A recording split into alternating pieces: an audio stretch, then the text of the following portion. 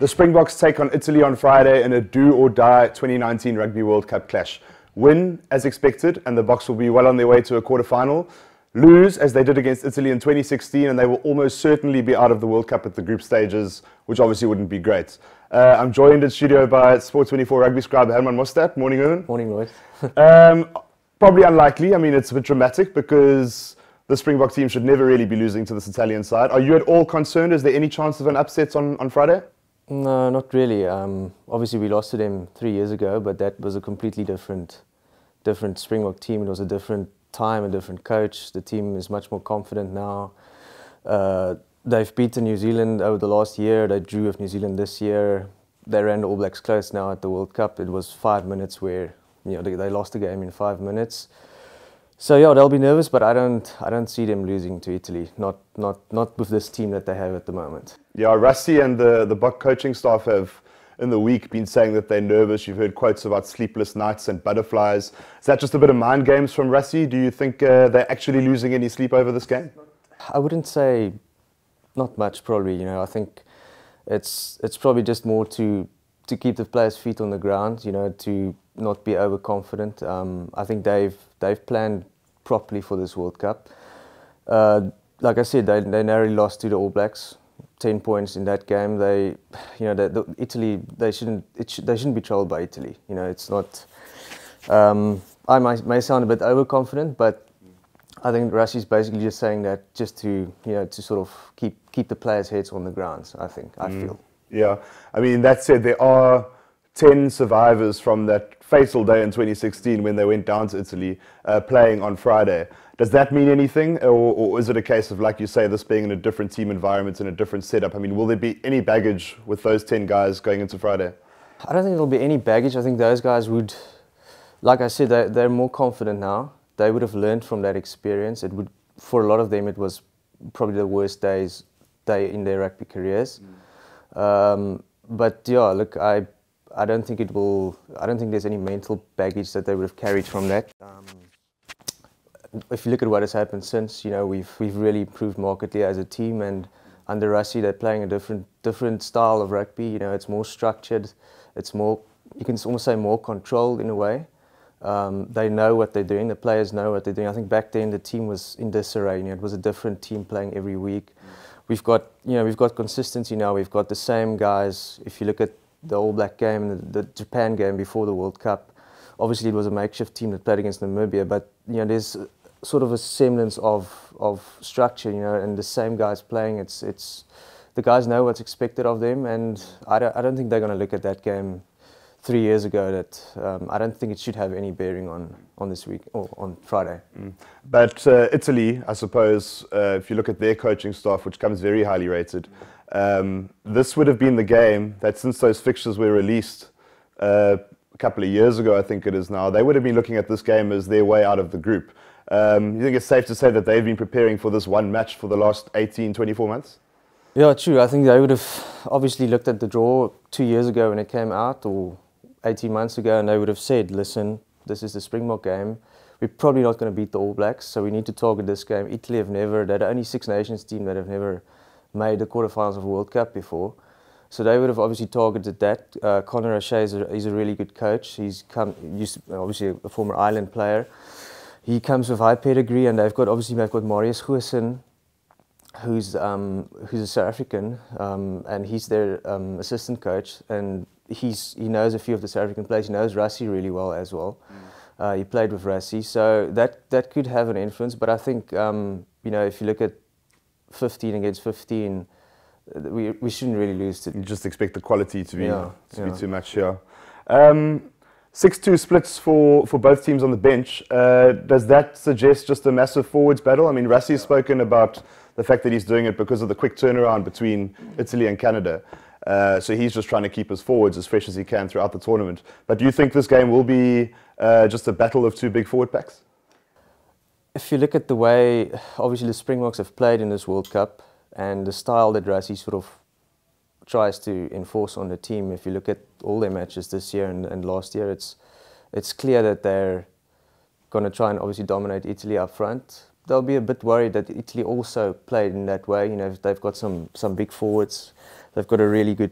Obviously, their captain is the second most experienced player in Test history now, Parise, and they've got Bram Steyn at flank, who's a South African. He's a big, bustling. He was really good against Canada. So it's going to be two teams playing similar styles, but I think it's sort of that thing of Springboks just a little bit better at everything that they do, and if they stick to the basics and they don't allow the game to open up, but against Italy it won't happen because the Italians don't play that way as well. Yeah, if we just stick to our basics and do everything that we know we can do, and we'll do that a little bit better than what they do it, then we should win this game.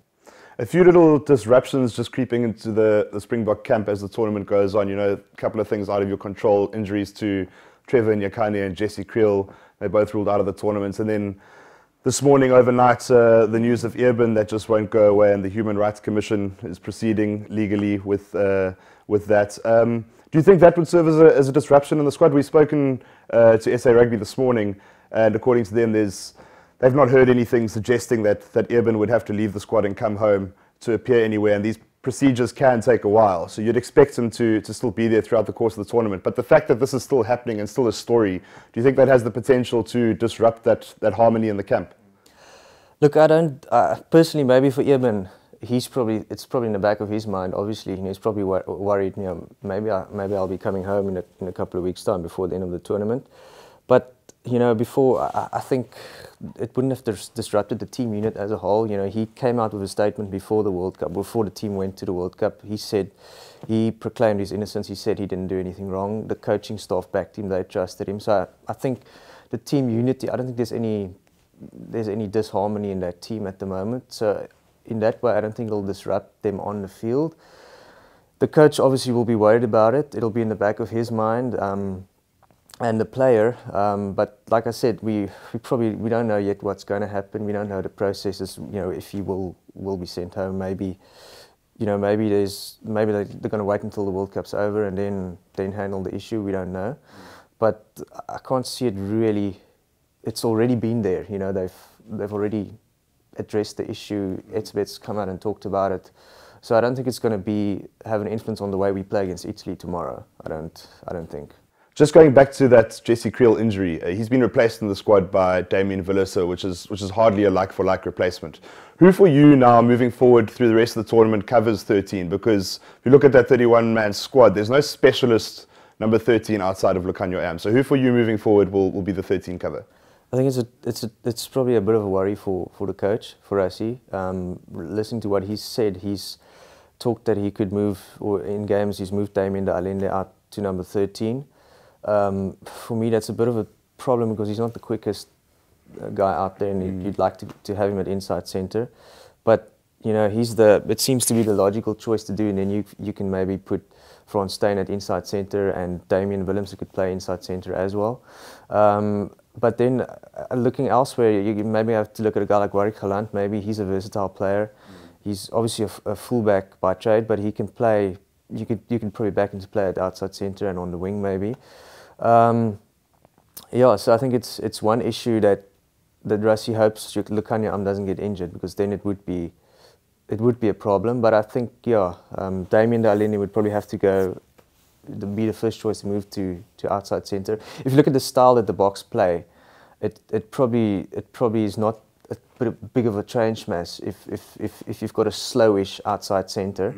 Because, like I said, you know, the game style that we've employed, and certainly in the knockout stages they will employ that game style. So I don't think it'll have a massive impact. I like the fact that Damien Willemse is there. He can cover fly half inside centre. He can play fullback. Yeah. So he's a versatile player. Maybe if all fails, maybe he can try out at outside centre. You don't know. But yeah, look, that's probably the only options Rassie has at this moment. Yeah. Just a quick look elsewhere at the weekend's action. Japan, high-flying Japan, taking on Samoa. Every game for Japan at the moment feels like a must-win because of how tight that pool is. But would you expect them to get the job done against Samoa on Saturday? I do. I think Samoa will probably end up playing with 13 men again, like they do in all their matches.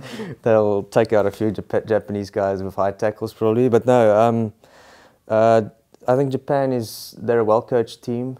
They're a team now that they know they can trouble the big guns, and Samoa, like, they're just not a disciplined outfit. You know, it's just, it happens every World Cup. You see these guys come and they can't seem to control themselves.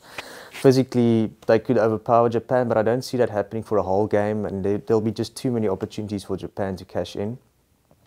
And they've got some shrewd players in that team. You know, it's not, you know, they've got like Lapis Labuschagne in South African, who was the captain. Michael Leach is a very instrumental player. He's got a lot of experience. So you'd expect Japan to beat Samoa. And then, yeah, like the Springboks would hope Japan top that group so we could play them in the quarterfinals. Yeah, I mean, they've been the story of the World Cup so far. Have you been surprised by how well they've played, Japan? I mean, considering where they've come from, you know, if you go all the way back to 1995 and taking 147 points to where they are today, we were talking about it the other day, how much they've improved. It's really impressive how rugby's always been really popular in Japan, but it's always been that size issue. They've never been strong enough up front. They've got a lot of foreigners in their teams now. You know, a lot of South Sea Island players that play there. There's a lot of South Africans there. I think in their club system, that's helped them a lot, I think. And I think Eddie Jones, obviously used to coach there. I think he made a massive difference to Japanese rugby. And I think obviously with Jamie Joseph and Tony Brown, guys with Super Rugby coaching experience who are there now in that setup, they know what they do. And it's not just a team that's throwing around. Yes, they do play an expansive game, but they've shown that against Ireland, they've shown how well they can defend. I mean, if you look at, there were a lot of periods in that game where Ireland had chances inside the red zone in the Japanese half, and they couldn't get through. And Japan really impressed me in that way, in the way they defended there. So yeah, they've really improved, and I think it's good for world rugby, obviously. I think the game that the match before the World Cup where South Africa beat Japan 41-7, I think that the scoreline flattered the Springboks a bit in that game. Japan did a lot of the playing.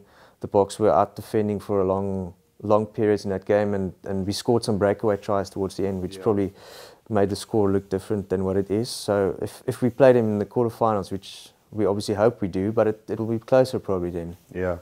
England, Argentina, probably the biggest match of the weekend on paper, and a very important match in that pool as well. And Argentina, you know, desperate now for a win after going down to France. How do you see that one going? Any chance of the Pumas upsetting Eddie Jones and his men? I think they've riled up Eddie Jones and his men because they've come out and said that England play boring rugby. So I think the English and a lot of the English players haven't taken well to that. So I think Eddie, you know, he's a guy that can get his players really psyched up for a game. I haven't been that impressed with Argentina in Test rugby over the last year or 2 years maybe. They've actually, when they won on the weekend, it was their first win after 10 losses in a row.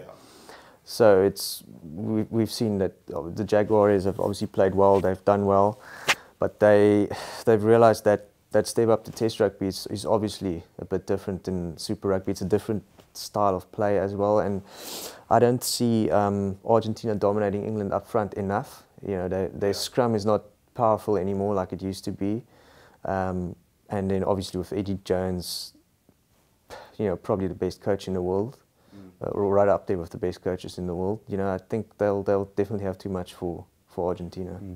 Then just looking ahead, I know you've predicted in the office pool a Springbok New Zealand Rugby World Cup final. Do you still feel that, having seen both sides play now? Do you still think that's the way this is going to go? Yeah, definitely. I think you know, a lot of people have written New Zealand off before this tournament. I think that was the worst thing that could have happened. I think an All Black team that you write off is very dangerous, and there's never such thing as a bad All Black team. And I think they'll get to the final. They could obviously face England in the semis, which would be a tough match. But I'd still back New Zealand to get there. And the Boks, you know, it depends on, obviously, you know, we could still play. Ireland could still top Pool A, and we could still play Ireland in the quarters, which would be a tough game for us. We struggled against Ireland in recent years. But yeah, I think if we get through that quarter-final, I think we'll go to the final. Yeah, and then against New Zealand, it'll be tough. Anything goes. Drop goals to win. Yeah, look, yeah, let's hope we don't concede 17 points in 5 minutes and to just kill the game completely. Because we had them, I still believe that game we lost, we were up the first 20 minutes, we dominated the game, we were 3-0 up, and then Andre Pollard missed a kick in front of the post, and 5 minutes later New Zealand scored 17 points. Yeah. The game was over. From 6-0 up to 17, 3 down in 5 minutes. It was a complete massive turnaround. So in the World Cup final, Pollard probably won't miss that kick. We would have been 6-0 up after 20 minutes and the All Blacks would start panicking maybe. So yeah, and we've beaten them in the last year, and we drew with them this year in New Zealand. So we are the last team that they would want to play. So yeah, let's hope we get that final.